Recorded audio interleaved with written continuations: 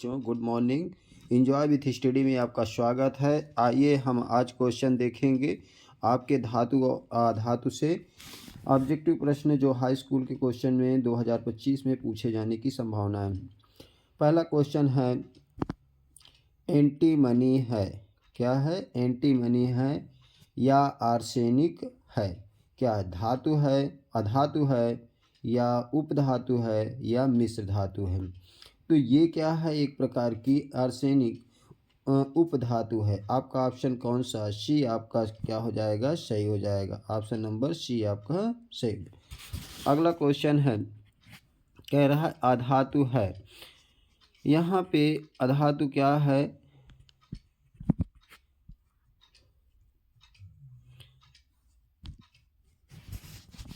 अधातु है, क्या धातु है? पोटेशियम है, फास्फोरस है, वो फ्लोरीन है, एल्युमिनियम है, सोडियम है।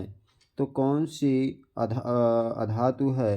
तो यहाँ पे फ्लोरीन क्या है? आपकी अधातु है। ऑप्शन नंबर बी आपका सही हो जाएगा। अगला क्वेश्चन, आघात वर्धनीयता प्रदर्शित करता है। कौन प्रदर्शित करता है? सल्फर प्रदर्शित करता है, आयोडीन प्रदर्शित करता है, फास्फोरस प्रदर्शित करता है या तांबा प्रदर्शित करता है? तो आपका राइट आंसर क्या हो जाएगा? आघात वर्धनीयता प्रदर्शित करता है कौन? तांबा। कौन? तांबा। ऑप्शन नंबर कौन सा सही हो जाएगा? डी ऑप्शन क्या हो जाएगा? सही हो जाएगा। अगला क्वेश्चन, धातु है। धातु है, कौन है? बी बोरान है। इसके बाद लिथियम है, सिलिकॉन है या कार्बन है? तो आपकी धातु कौन सी है? लिथियम। ऑप्शन नंबर बी आपका क्या हो जाएगा? सही। कौन सा? Option number B. अगला क्वेश्चन है, ठंडे तनु अम्ल से हाइड्रोजन गैस बनती है। सिलिका से, कॉपर से, जिंक से, कार्बन से। किससे बनती है? तो जिंक से। किससे? जिंक से। ऑप्शन नंबर सी आपका क्या हो जाएगा? सही हो जाएगा। आइए अगला क्वेश्चन देखते हैं। कौन सी धातु ठंडे जल के साथ अभिक्रिया कर लेती है? कौन सी धातु ठंडे जल के साथ अभिक्रिया कर लेती है?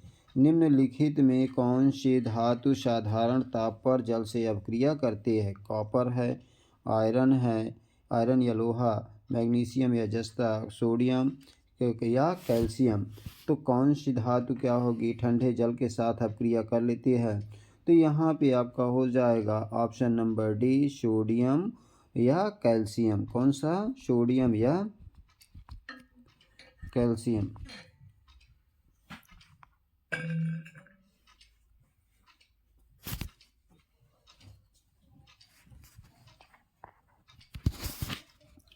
अगला क्वेश्चन है, निम्नलिखित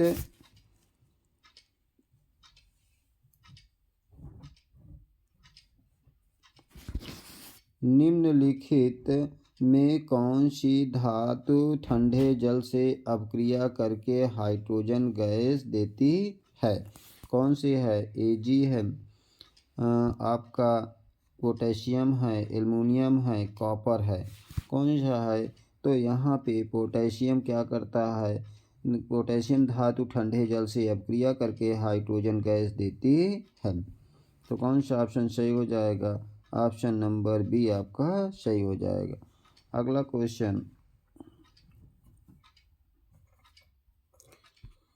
निम्न में कौन सा युगल विस्थापन अभिक्रिया प्रदर्शित करता है? NaCl का विलयन या कॉपर धातु, मैग्नीशियम क्लोराइड का विलयन या एल्युमिनियम धातु, फेरस सल्फेट विलयन या सिल्वर धातु, सिल्वर नाइट्रेट विलयन एवं कॉपर धातु। तो इसमें से कौन सा युगल विस्थापन अभिक्रिया प्रदर्शित करता है? तो युगल विस्थापन प्रदर्शित करने वाला है option number D, silver nitrate का विलयन और कॉपर धातु। ऑप्शन नंबर डी आपका क्या हो जाएगा? राइट हो जाएगा। कौन सा? Option number D. अगला क्वेश्चन, एल्युमिनियम की सतह पर ऑक्सीजन परत बना लेता है, बनाना कहलाता है, क्या कहलाता है? एनोडिंग कहलाता है, कैडनेशन कहलाता है, विषैम्रीकरण कहलाता है, या इनमें से कोई नहीं? तो ये कहलाता है आपका एनोडिंग। क्या कहलाता है? एनोडिंग। ऑप्शन नंबर ए आपका क्या हो जाएगा? राइट हो जाएगा। अगला क्वेश्चन देखेंगे, खाद्य पदार्थ के डिब्बों पर जिंक की बजाय टिन का लेप होता है, क्योंकि टिन की अपेक्षा टिन की अपेक्षा जिंक महंगा होता है, टिन की अपेक्षा जिंक का गलनांक अधिक होता है, टिन की अपेक्षा जिंक अधिक अपक्रियाशील है, टिन की अपेक्षा जिंक कम अपक्रियाशील है। तो कौन सा ऑप्शन सही हो जाएगा? तो यहाँ पे टिन की अपेक्षा जिंक अधिक अपक्रियाशील है, टिन की अपेक्षा जिंक अधिक अपक्रियाशील है। ऑप्शन नंबर सी आपका क्या हो जाएगा? राइट आंसर हो जाएगा सी, क्योंकि टिन की अपेक्षा जिंक क्या है? अधिक अपक्रियाशील है। अगला क्वेश्चन, निम्न में से कौन सी धातु अम्ल से हाइड्रोजन विस्थापित नहीं करती है? तो फेरस है, जिंक है, कॉपर है, मैग्नीशियम है। तो कॉपर आपका क्या करता है? हाइड्रोजन विस्थापित नहीं करता। ऑप्शन नंबर सी आपका क्या हो जाएगा? सही हो जाएगा। अगला क्वेश्चन,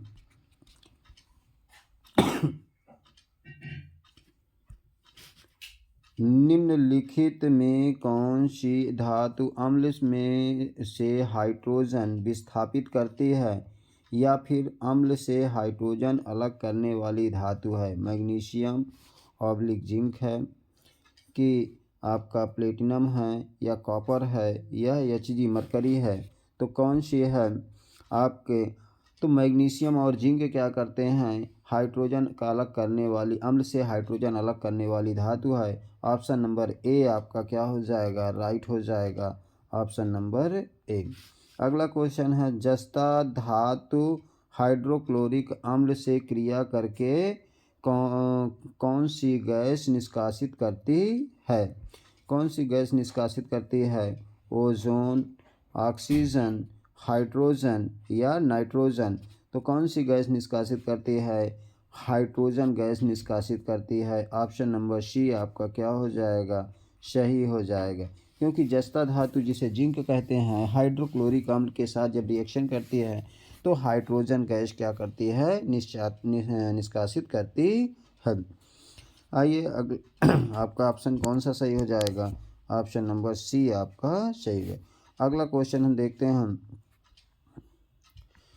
कह रहा है कि तत्व ए बी सी डी के मानक अपचयन विभव क्रमशः +0.60, -0.35, -1.50, -2.71 वोल्ट है। सबसे अधिक क्रियाशील तत्व होगा, ए होगा, बी होगा, सी होगा, या डी होगा। तो सबसे क्रियाशील धातु कौन सी होगी? जिसका अपचयन विभव सबसे निगेटिव होगा वही क्या होगा? सबसे अधिक क्रियाशील तत्व होगा। तो इसमें आपका डी का अपचयन विभव क्या है? सबसे कम है, माइनस में है। तो कौन सा हो जाएगा? डी वाला ऑप्शन क्या हो जाएगा? आपका सही हो जाएगा। डी ऑप्शन सही हो जाएगा। ये कौन सा? ये आपका सही हो जाएगा। अगला क्वेश्चन है, फफोलेदार तांबे में कॉपर की प्रतिशत मात्रा है कितनी है? 98% है, 2% है, 70% है, या 30% है। तो कितने परसेंट होती है? तो यहाँ पे 98% होती है। कितनी होती है? 98%।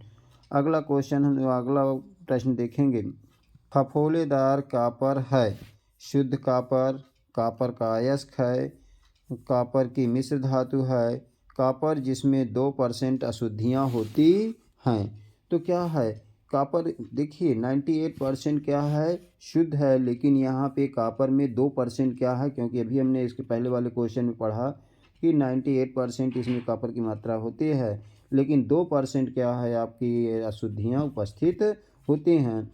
तो कौन सा ऑप्शन सही हो जाएगा? ऑप्शन नंबर डी आपका क्या हो जाएगा? राइट हो जाएगा। कौन सा? Option number D. अगला क्वेश्चन है मैट में मुख्यतः होता है फेरस सल्फाइड होता है, क्यूप्रस सल्फाइड होता है, या क्यूप्रस सल्फाइड फेरस सल्फाइड। और यहाँ पे Cu2S या फिर 2S3। तो कौन सा ऑप्शन सही हो जाएगा? ऑप्शन नंबर आपका सी सही हो जाएगा, सी आपका सही हो जाएगा। Cu2S तथा या फिर यस हो जाता है। ऑप्शन नंबर सी आपका राइट हो जाएगा। कौन सा ऑप्शन सही है? Option number C. अगला क्वेश्चन हम देखेंगे।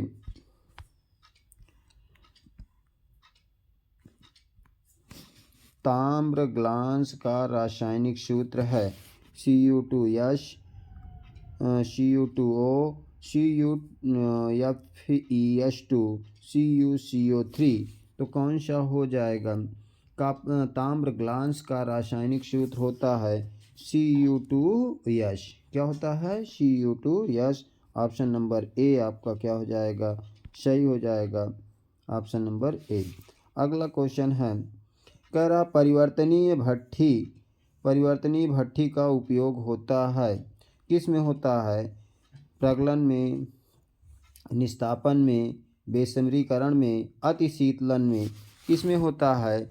तो आपका परिवर्तनीय भट्ठी का उपयोग होता है निस्तापन में। ऑप्शन नंबर बी आपका क्या हो जाएगा? सही हो जाएगा। बी ऑप्शन सही हो जाएगा। अगला क्वेश्चन हम देखेंगे।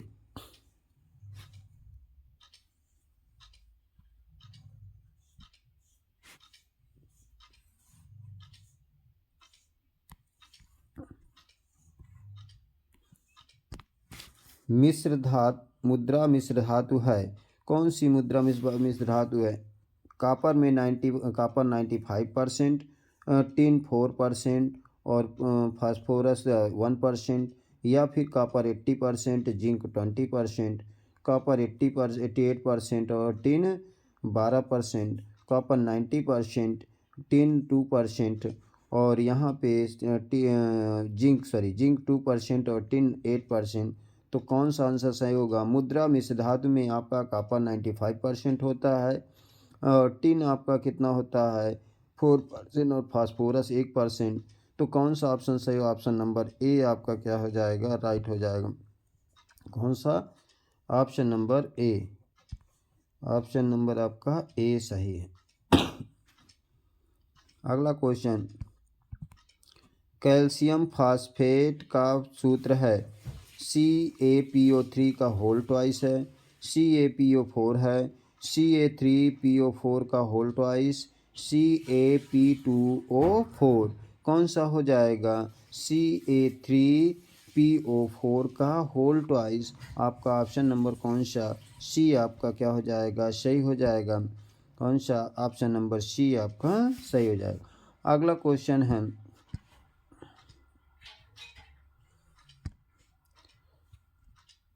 पीतल है, क्या है? धातु है, अधातु है, उपधातु है, मिश्र धातु है।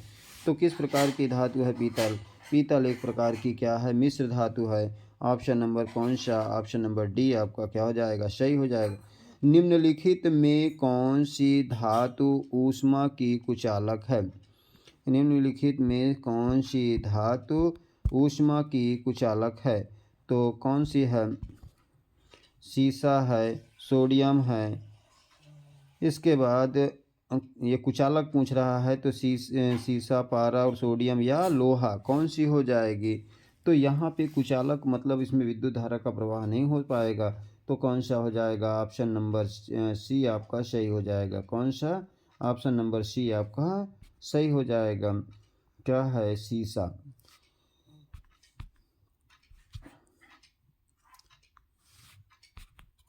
अगला अगला क्वेश्चन है, शुद्ध वायु है, कह रहा है शुद्ध वायु है, एक समांगी मिश्रण है, धातुओं का मिश्रण है, यौगिकों का मिश्रण है, इनमें से कोई नहीं। तो क्या हो जाएगा? शुद्ध वायु एक समांगी मिश्रण है। क्या है? एक समांगी मिश्रण है। ऑप्शन नंबर ए आपका क्या हो जाएगा? सही हो जाएगा।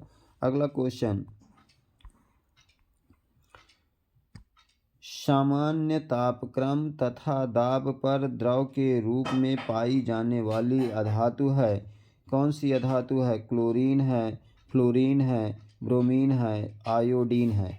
तो कौन सी है आपकी सामान्य तापक्रम तथा दाब पर द्रव रूप में पाई जाती है? कौन सी? ब्रोमीन। कौन सी? ब्रोमीन।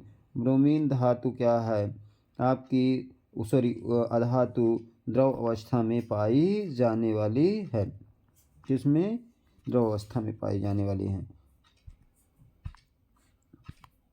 उभयधर्मी ऑक्साइड है Na2O, MgO magnesium oxide, aluminium trioxide और P2O5। तो कौन सी है? Al2O3। क्या है? Al2O3 उभयधर्मी ऑक्साइड है आपका Al2O3। ऑप्शन नंबर सी आपका क्या हो जाएगा? सही हो जाएगा। निम्नलिखित में कौन सी धातु कमरे के ताप पर निम्नलिखित में कौन सी धातु कमरे के ताप पर ठोस अवस्था निम्नलिखित में कौन सी धातु कमरे के ताप पर ठोस अवस्था में नहीं होती है? Magnesium, mercury, copper, aluminium. तो कौन सी है? तो यहाँ पे आपका क्या हो जाएगा? ऑप्शन नंबर बी आपका सही हो जाएगा। ऑप्शन नंबर बी आपका क्या हो जाएगा? सही हो जाएगा। अगला क्वेश्चन हम देखते हैं। कार्बोनेट अयस्क को सीमित वायु में उच्च ताप तक गर्म करके ऑक्साइड प्राप्त करने की क्रिया कहलाती है निस्तापन, भर्जन, प्रगलन या अयस्क का सांद्रीकरण। क्या कहलाता है? तो यहाँ पे आपका राइट आंसर क्या हो जाएगा? A option. कौन सा? ए ऑप्शन, निस्तापन। क्या कहलाएगा? निस्तापन। अगला क्वेश्चन है, बाह्यतम कोश में कौन सा? बाह्यतम कोश में इलेक्ट्रॉनों वाला तत्व है। कौन सा तत्व है? यहाँ पे अधातु है, धातु है, उपधातु है, निष्क्रिय गैस है। कौन सी है? तो अधातु है। कौन सा? अधातु। बाह्यतम कोश में यदि 7 इलेक्ट्रॉन वाला तत्व है तो वो अधातु है। ऑप्शन नंबर ए आपका सही हो जाएगा। अगला क्वेश्चन हम देखते हैं।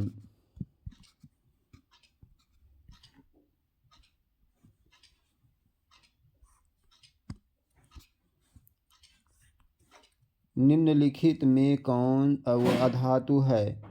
Cr है, Fe2+ है, He है, हीलियम है, मरकरी है। तो क्रोमियम, फेरस, हीलियम, मरकरी। तो कौन सी होगी? तो हीलियम आपका क्या है? अधातु है। क्या है? हीलियम अधातु है। आज की वीडियो में केवल 30 क्वेश्चन ही। प्लीज़ वीडियो को लाइक और सब्सक्राइब कीजिए। अगला चैप्टर का